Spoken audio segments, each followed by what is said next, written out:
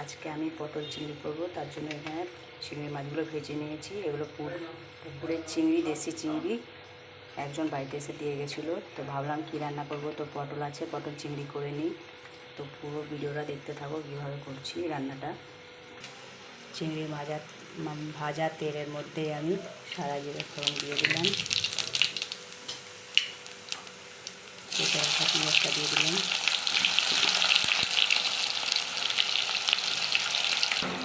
হালকা আমার পেঁয়াজ ভাজা হয়ে গেছে। এবার কেটে রাখা পটল আর আলু দিয়ে দিচ্ছি।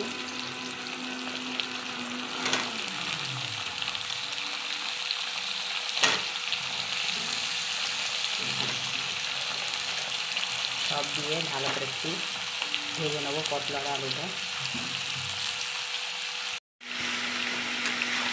আমার আলু পটলগুলো লাল লাল করে ভাজা হয়ে গেছে, পেঁয়াজগুলো লাল ভাজা হয়ে গেছে।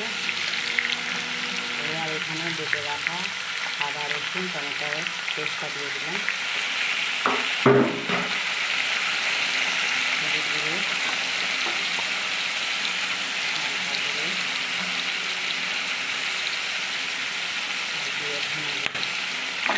সমস্ত কিছু দিয়ে আমি ভালো করে মশলাটাকে কষে নেব, যতক্ষণ না পর্যন্ত তৈরি হবে মশলা থেকে। সামান্য চিনি দিলাম, স্বাদ মতো নুন দিয়ে দিলাম। আমার ভালো করে মশলাগুলো কষানো হয়ে গেছে সমস্ত কিছু। দেখো পটল আলু থেকে তেল ছেড়ে গেছে।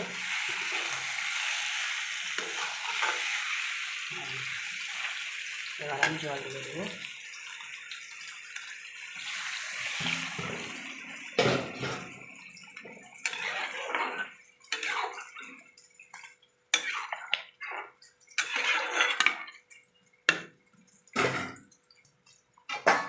ভেজে রাখা পটল চিংড়িগুলো আমি উপর থেকে দিয়ে দিলাম।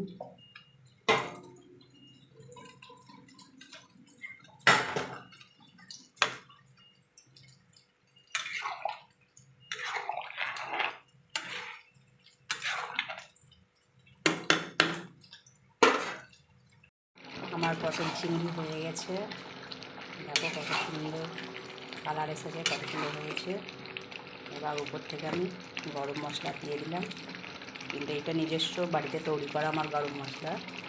তোমরা জানতে চাও যদি কী কী দিয়ে করেছি তো অবশ্যই কমেন্ট করে জানাবে। আর উপর থেকে দিয়ে দিলাম সামান্য মিট মশলা, দিয়ে ভালো করে নেড়েচে দেবো। এবার আমি নামিয়ে দেবো। আর আমার যদি ভিডিওটা তোমাদের অবশ্যই ভালো লেগে থাকে তো একটা লাইক কমেন্ট শেয়ার দিয়ে পাশে থাকবে অবশ্যই। আর আমার ইউটিউব চ্যানেলটাকে সাবস্ক্রাইব করে দেবে, পাশে বাটনটা আছে বেলটা বাজিয়ে দেবে নতুন নতুন ভিডিও পাওয়ার জন্য, যাতে তোমাদের কাছে নোটিফিকেশান চলে যায়। তো আমার ভিডিও ভালো লেগে থাকলে অবশ্যই একটা লাইক কমেন্ট দিয়ে পাশে থাকবে। বাই।